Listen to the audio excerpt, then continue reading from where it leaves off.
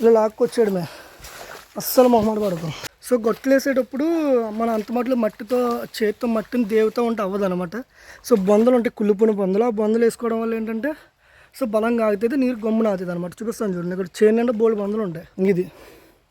ఇది ఆల్రెడీ పాత చేను, ఇది పాత చెట్టు అనమాట. కొస్సేమో కుళ్ళిపోయింది, దీన్ని బొంద అంటారు. ఇలా లాక్కొచ్చేయడమే, అస్సలు మొహమాట పడతాం. తీసుకొచ్చామా ఇక్కడ వేసామా అన్నట్టు ఉండాలి. ఇలా వేసి కొడుతూ